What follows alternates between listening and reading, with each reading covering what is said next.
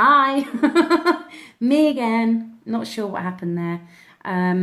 So let's hoping that I know that a number of you have said that the internet connection has not been great. So let's hope that this stays on this time. So not quite sure where I was.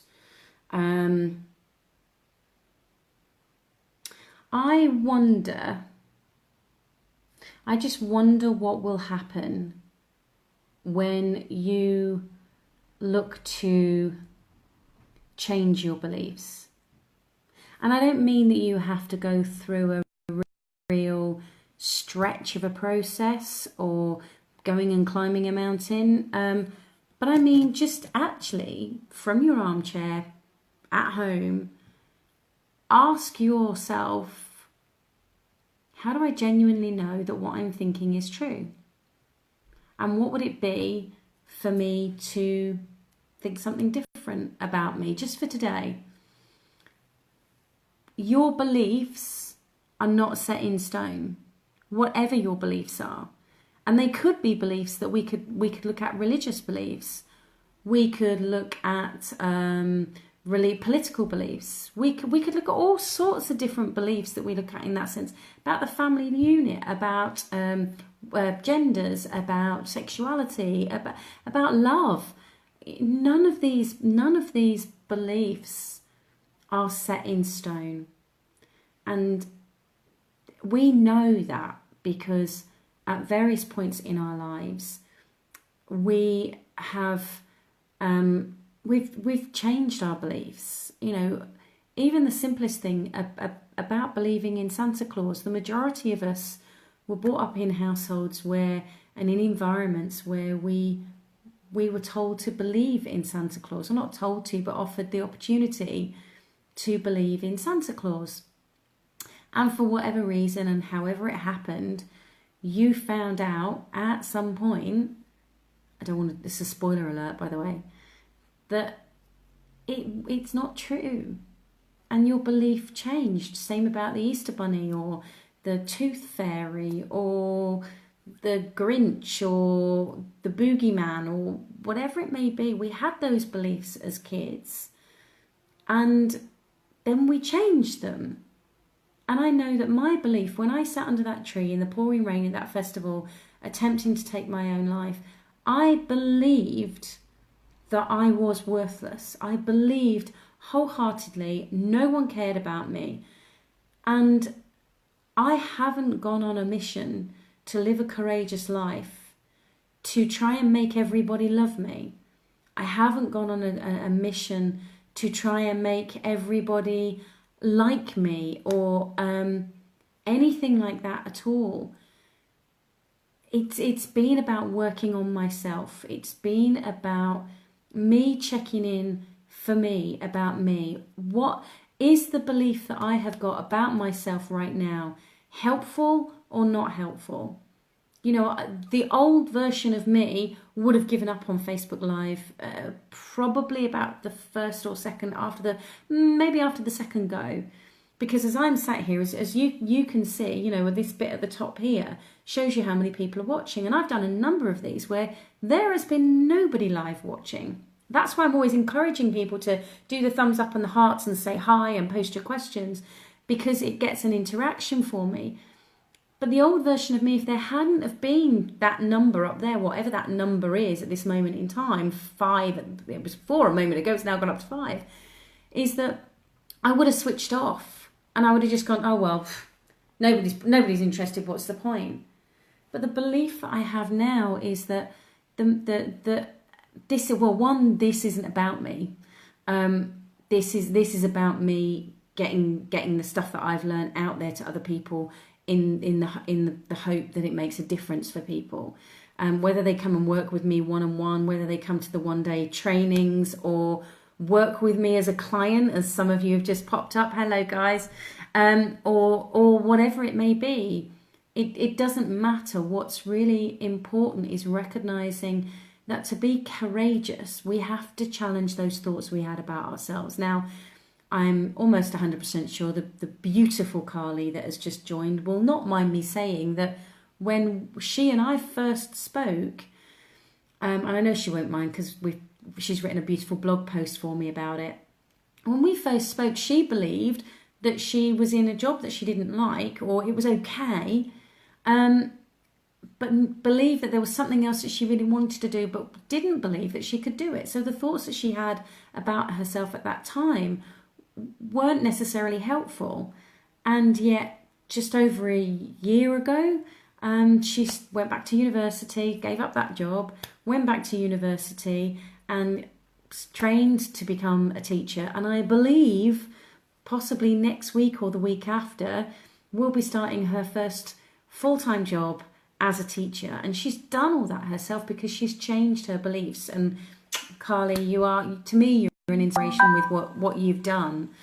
And I think that what can be, in a nutshell, I'm saying the same thing over and over again in different ways to hopefully get through to you that to live a courageous life, you have to challenge your thoughts.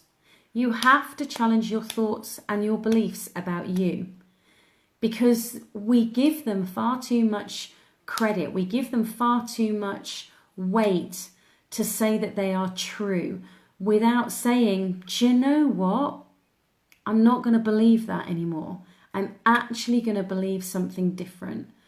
And I know that for so many people, especially people who are on here that are starting out in new careers, starting out in businesses, or at whatever point that you may be, that we get, especially the older we start to get, we kind of get embedded in with these beliefs. Well, this is the kind of person I am.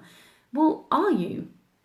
You know, if you left your house every day and walked to work, let's say, and you went out the house and you turned left because you believed that was the only route that you could go. And then one day you walked out the house and you went, you know what, I'm going to turn right and just look for a new route. Now, it might be a longer route. It may not be as a pretty route or whatever it may be, but at least then you've got options. When you look to challenge those beliefs, and that kind of challenge actually is, I think, is where courage comes in, because the brain likes to believe the thoughts that it has are real and true, and it doesn't want to challenge them. So I think with all of the toing and froing of the internet connection,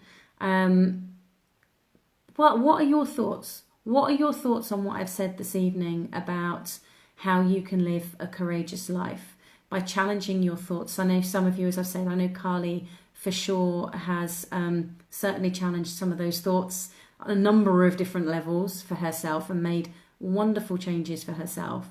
But what about you? What else? What other thoughts or beliefs do you think would be worth challenging? Things like, I know for example, I'm just going to chuck some out there whilst you're typing, hopefully, and also doing any of the thumbs up and stuff. The reason I say that is because the more that you do that, the more it helps connect with other people. And I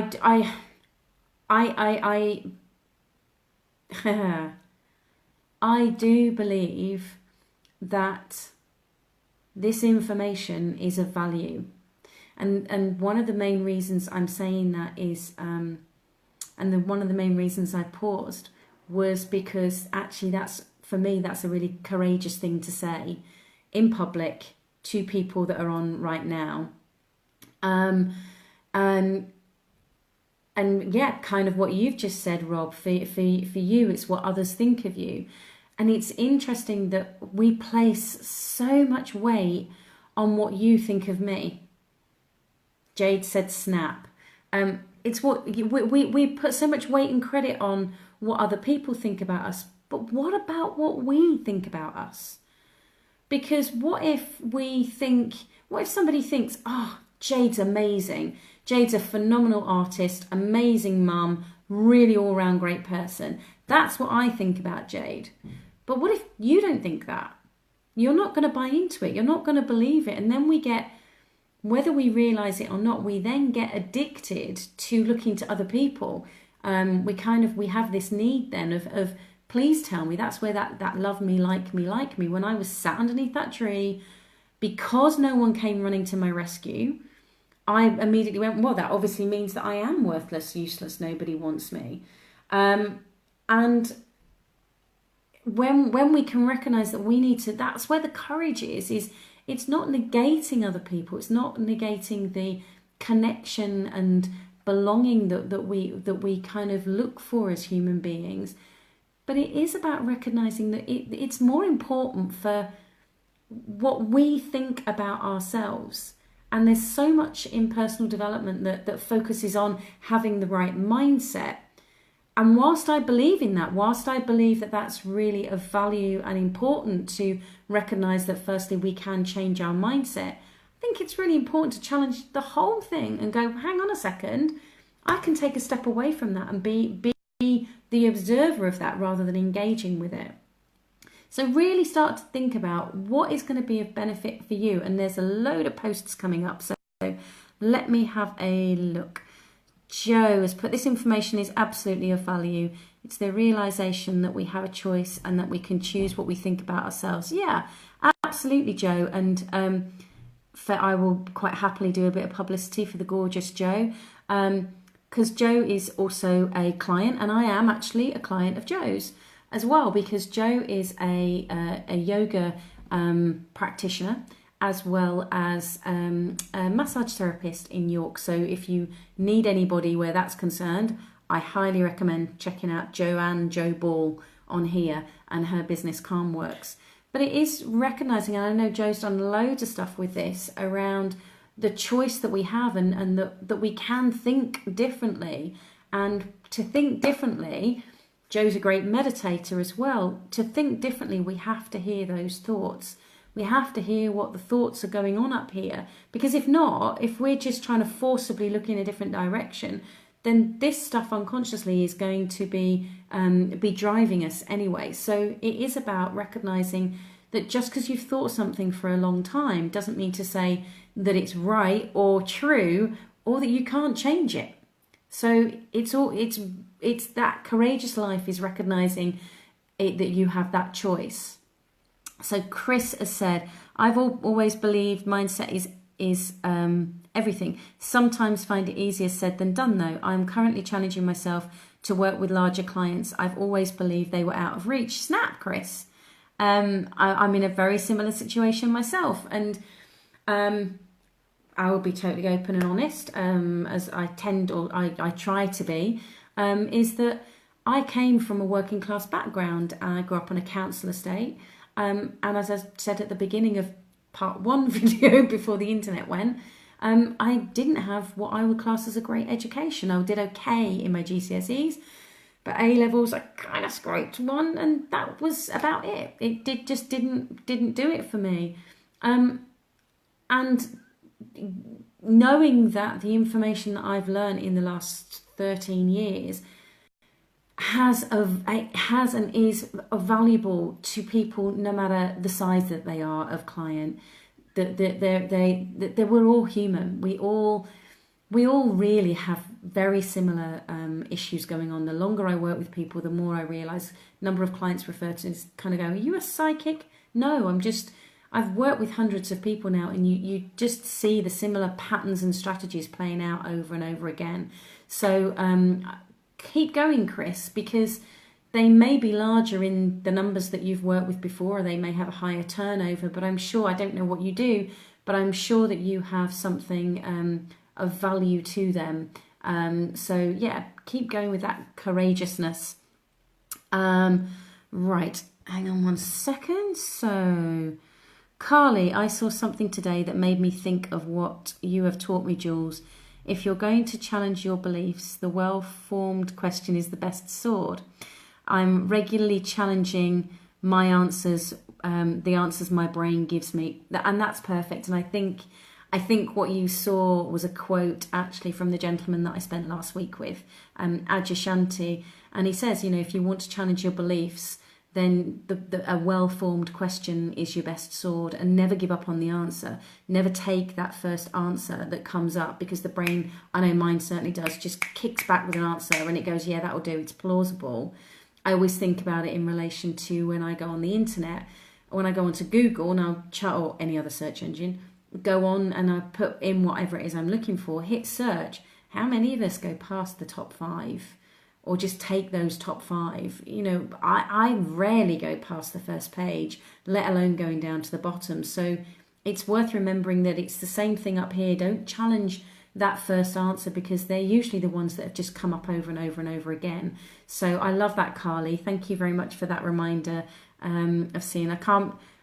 The children that you're going to get to teach in the future, the just have got a great teacher heading their way.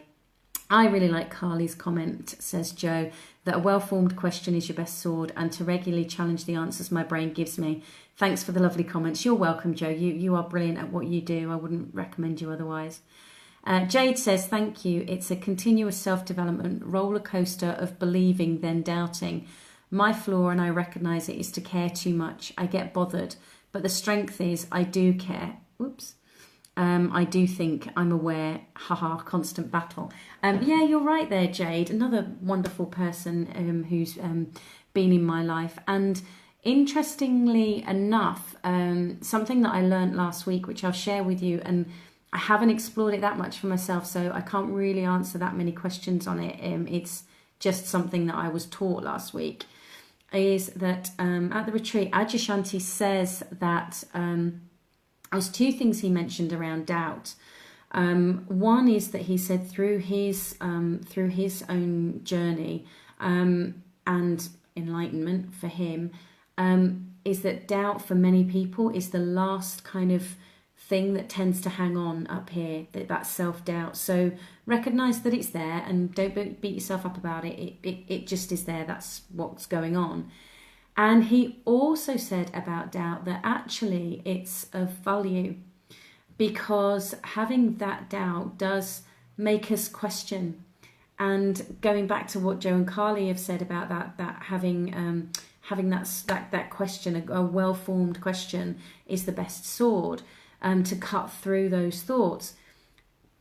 What I would offer for you to think about is, when those doubts pop up, rather than buy into them, is ask it, is it true? Or could there be another possibility? Start to lovingly, don't get annoyed with it, because it's like a little child. It thinks it's doing, bearing in mind that you're a childminder, you've got a lot of experience with this, is that you've got these thoughts that are popping up and these doubts that are popping up. So lovingly question them, challenge them to see whether they are true or not, and look for other possibilities. What else could be possible? It's always worth pushing it and seeing where it goes. Chris has said, I left school with nothing, and business as I'm assuming that says bought, not fought. Fought me everything. Yeah, Chris, very similar in the sense that I tend to say I didn't start my business started me. Because I didn't set out with the intent. I used to work in theatre. That's actually how I know Jade. We used to work together. And that was over 13 years ago that I left now. I didn't set out to start up my own business. I didn't set out to be a coach. Coaching is what helped me get through the tough times, basically. And then I was encouraged to train, and still, even through my training, I didn't think it would be a business. So whilst I do believe in education, and I do believe in the value that it can provide, I don't think it has to be the be all and end all. And I think it's one of the beliefs that we can end up getting hooked in too much, is about what we were like at school. Now, again, I have no idea how old most of you are on here tonight, but I know it was quite some time since I've been at school, and therefore, how can I say that I'm even anywhere near that person? We're talking, sadly, 25 years since I was at school. I'm not that person, and I'm not even the person I was 5 years ago. I'm not really the person I was even 10 days ago, because of what I've learned and what I've gone through, and by asking those questions and living that courageous life of challenging those thoughts and beliefs. So, oh gosh, that's gone quick. It's currently 20 to 8 in the UK here. So what are your thoughts? What else there anything else that you would like to ask about? Are there any other, I've just realised I've got a very bizarre bit of hair sticking up. Are there any other questions that you have that maybe we won't answer tonight, but maybe could be answered in the future, or anything else that you would like any videos made on? I have got I'm going to waffle a little bit whilst I give you the opportunity to type. I have got a one-day training on the 3rd of September in York, which is a Saturday, and it's a full day. It includes all your parking and all of your refreshments and your lunch and time with me. And it's deliberately a small-ish group. So there's not going to be like hundreds of people in a room. And the reason for that, you can find out more at www.thetruthaboutconfidence.com. And the reason that I do it that way is because I like to have as much time with people. As you can probably tell, I like interaction. I like being able to help and ask questions, give my experience, share any thoughts or questions that I may have that I have found useful. So if you would like to come along, then please do head to thetruthaboutconfidence.com and you can book your place there for the 3rd of September.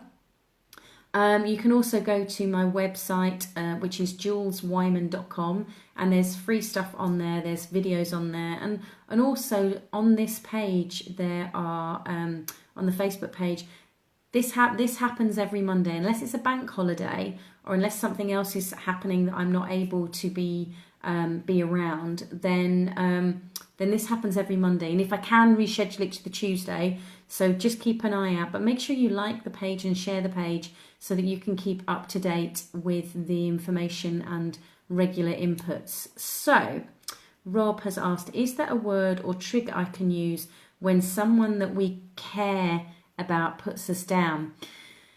That's a really great question, Rob. The word I'm going to offer you is love. Because I think what we have to recognise is the other person isn't putting us down. It may sound like it. It may we may experience it as that because they can say something very cutting, very harsh, mean, bullying, whatever it may be. But if that person is a family member or a friend, or the courage really is not to either attack them verbally or physically, but equally it's not to take their thought, because that's what it is a thought, is to take their thought on board as a truth. Because we don't always know what's going on for them. You know, we think we know our parents, for example, but we don't really know fully the life that they experienced before we popped into their world. We think we know our siblings, but we may have been brought up in the same house, but whether they're older or younger, or even if they're a twin, they've probably not had the same experience. So for me, if love's too strong a word, be as loving as you possibly can to yourself. And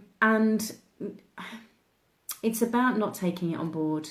You know, it's somebody else's stuff. It's what's going on for them. One of the quotes that I have is what you say to me says more about you than it does about me.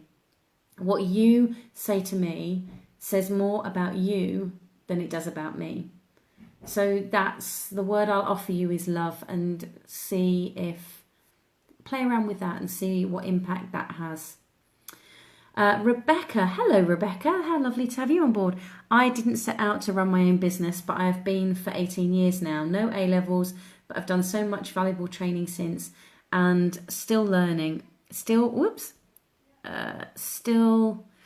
lost it now. Still have confident days and days of doubt, but there are fab people like yourself helping and sharing that help self-development. Thanks, Jules. Rebecca, it's my pleasure.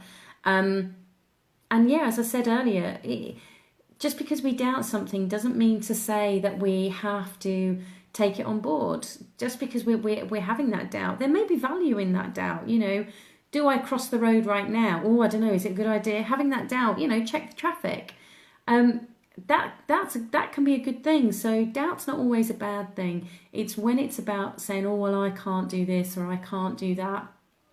It's actually really about checking in with yourself, because buying into it is just not helpful. So thank you for that. Chris says again, I've just come to learn to look after myself, partner and doggy. So I would say the only person that you can truly look after and is the most important person for you is you. And the courage is to do that for you. The number of people that I've spoken to about being in a room on their own for a period of time. If you think about it, it's the punishment that that people in prison get, or kids get. If they're being told off at school, they get put into. I don't know if it's like that now. I certainly hope not. But they tend to get put into an isolation area, or if somebody's being mean or bad in some way, shape or form, we tend to isolate them, which I find really fascinating. So we isolate them for them to think about what they've done. And that's seen as a punishment. And yet pretty much all of that I know, because I don't know all of them, pretty much all of the great sages of our history have all taken themselves into isolation to learn. And that's the courage, is to look after yourself, to know who you truly are, not who you think you are. Because you're not who you think you are. You're way more than that. So it's really important to do that. And by doing that, then you can look after your partner. And of course, doggies need looking after and loving, and they're just great teachers. Anyway, Rob says you like it. Love. Good. Excellent. Jade says, the mirror quotes I find really helpful.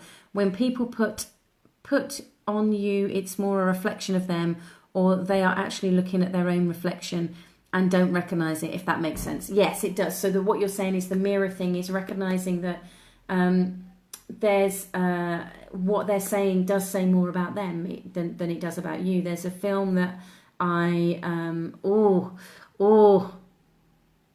can't share it with you because it's a secret. And if there's, the film's not a secret, but if there's anybody here watching this evening or watches the replay that's coming on the retreat, I don't want to spoil it, because I run a retreat every year. I'm doing 2 this year. I did one earlier in March in Australia, and the next one's coming up in about 3-4 weeks, 16th to the 18th of September. I do have 2 places left. If anybody's interested, then direct message me and I'll give you more information about that. But it's I show a particular movie, and in the movie it highlights one person is able to hear what other people are thinking.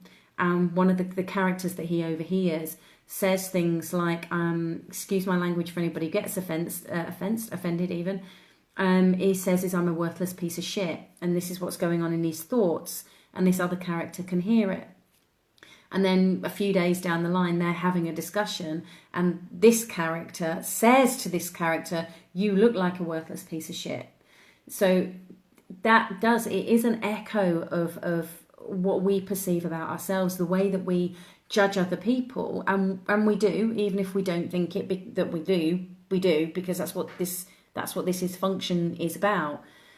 Is that when you're thinking that way, when you're judging other people, you have to be judging yourself. So if you judge them to be right, then you're judging yourself to be wrong. Or if you're judging them to be wrong, that's because you're judging yourself to be right, and so on and so forth. There's a whole load of stuff going on in there. So yes, Jade, there was a big waffle from me to say, yes, I do understand, and it does make sense. Amanda, hello, Amanda. Amanda says, agreed, need to look after yourself, something which I haven't done for a long time. Yes, and I know that's something that you are working on. And I think it's really important to remember that it's not about, I know that there's a lot about I love myself as an affirmation.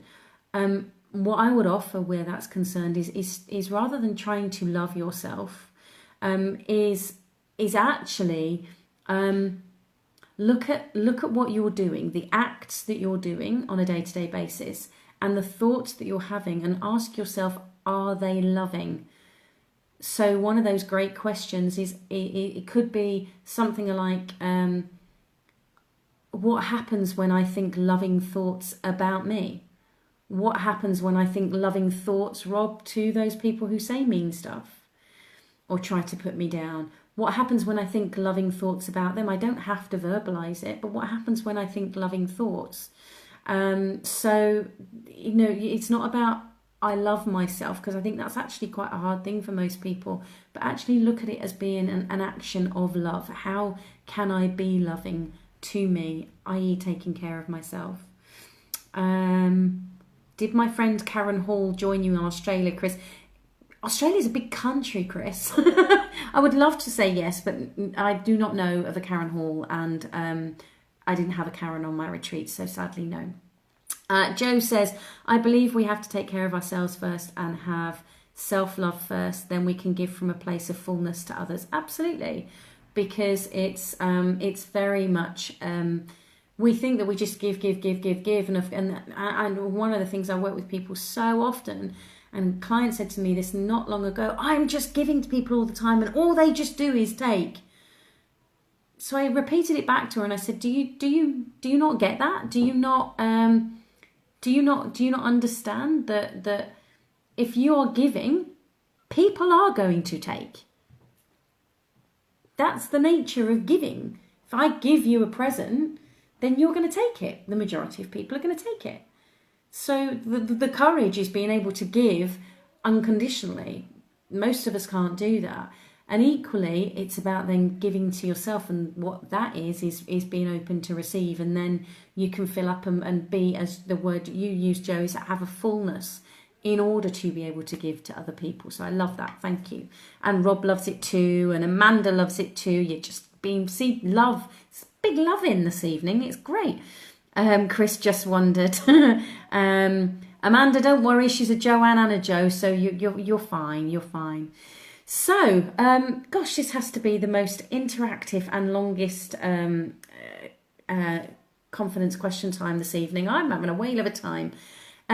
So what other final thoughts, because it is now coming up for 8 o'clock. We're 10 minutes off 8 o'clock in the UK. So what other thoughts, questions, insights? No, actually, if you're typing, stop, delete. And I want you to answer this. What's your what's going to be your one takeaway from this evening? What's your one takeaway from this evening?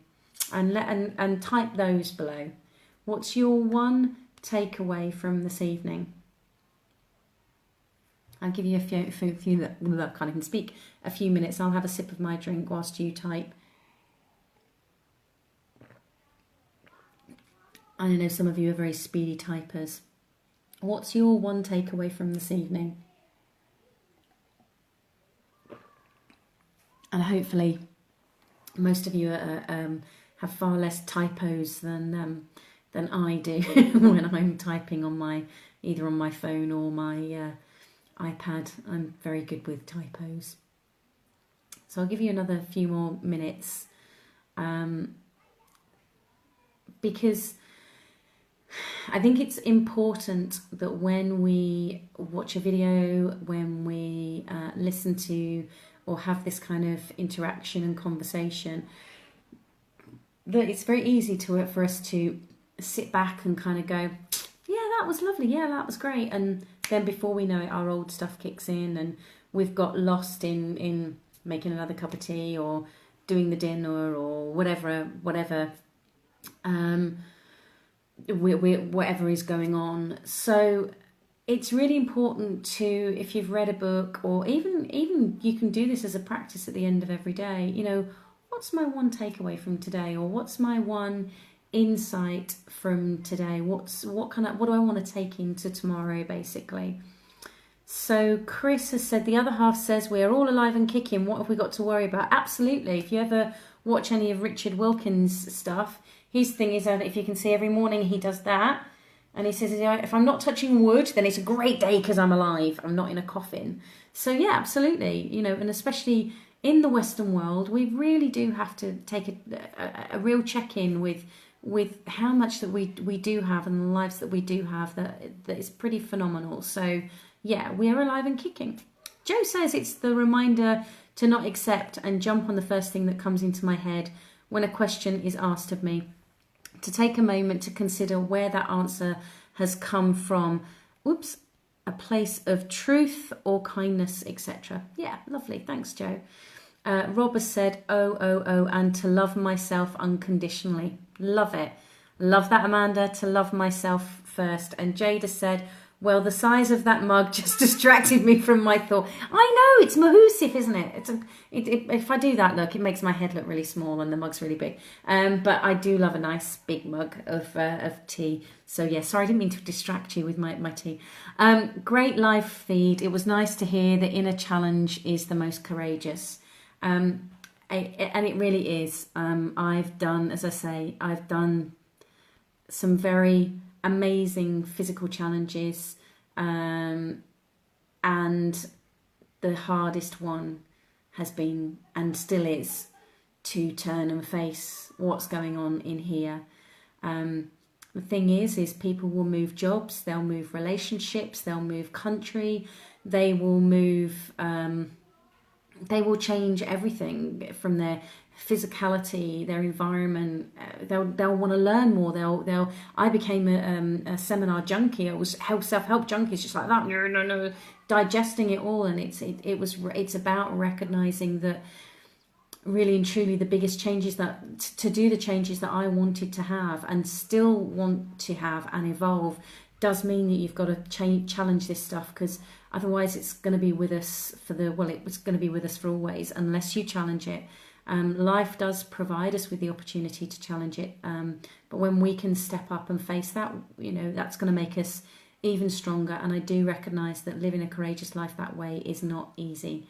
And Chris says, recognise the fact that my knowledge is power. Some knowledge has power. I would offer you this, Chris, and we'll kind of end on there unless anybody else has any other thoughts. If I gave you the choice to have more knowledge or more wisdom, which would you prefer? If I gave you the choice to have more knowledge or more wisdom, which would you prefer? Because to me, I know that quite often I have been hooked up on how much information I have, how much knowledge I've gained, how much education I've got. And I think part of that as an adult came about because I didn't think I could do it because of how I'd been through school. So I was kind of hankering after it. And actually now I start to question and challenge for myself. Actually, it's wisdom that I would prefer to have. And you can't learn wisdom. You have to experience it and learn in that way. Wisdom is an experiential thing. It's not about gaining knowledge. And as I thought, wisdom every time, wisdom all the way. Oh, that sounds like a good book title, Rob. Wisdom all the way. Oh, quick, shouldn't have said that live. Quick, note it down. Don't let anybody else. Rob said it first. Wisdom all the way. So, wow, what an amazing hour. For me, this has been phenomenal. And I am extremely grateful for the interaction this evening. It does make it worthwhile. I will turn up every week. I made a commitment to myself to do this for 6 months and to see whether, one, it was viable for me to do, two, whether people found it of value, to see where it would take me. And so I've committed to doing it for 6 months. We're now in the second month. So I'm going to be here until the end of the year doing these. If at that point they're still working and they're great, then I'm more than happy to continue. As I say, the only reason that they might get shifted is if I'm away. If I'm out of internet connection or phone signal, then they will tend to get shifted to the Tuesday. But if not, the occasional one here or there might get cancelled just to me having a life. But if you want to make sure that you stay connected, then you can and find out when they're on, and I do sometimes do impromptu ones as well. Then make sure that you like the Confidence Garden page that you're on right here, right now. Share it with others that you know would like to develop their own confidence. And you can also go to Jules, I can't even say my own name, juleswyman.com, and on the right hand side of the web page you'll see that there is an opportunity for you to get the 7 Keys of Confidence. And the 7 Keys of Confidence is a free webinar that has a workbook with it as well that you can go through. So you get that as a gift, but it also means that you then stay in the newsletter and the mailing list. And I do send out exclusive information to that mailing list. So if you want to know what's going down and what's happening when, such as the live events, such as the in-person events and the retreats that I run, then please do join over there. So that's at juleswyman.com. If you want to know more about the one-day event on the 3rd of September, it's the penultimate live event of this year. You can go to thetruthaboutconfidence.com, and if you do want to know anything else about either working one-on-one with me or the retreat, which I say is in September, it's got 2 places left in the south of England, then please do let me know. And once again, the great thing is they are still available. If you can't join live, you can always be here due to work. Yes, absolutely. So thank you all so much for your comments. I'm doing a load of likes. Please do loads of likes. Please do loads of loves and shares. As I say, not because it's about me, because then it will help you share this and reach other people. I love it as they pop up, and if I can position it right, I can get them rubbing on my face as they go across the screen. So thank you very much for your time this evening. Have a wonderful rest of evening. If you're in another part of the world and you are coming to the end of your day or the beginning of your day, or you're just waking up, have a brilliant day. Thank you for your comments. And I look forward to seeing you soon. Take care. Bye.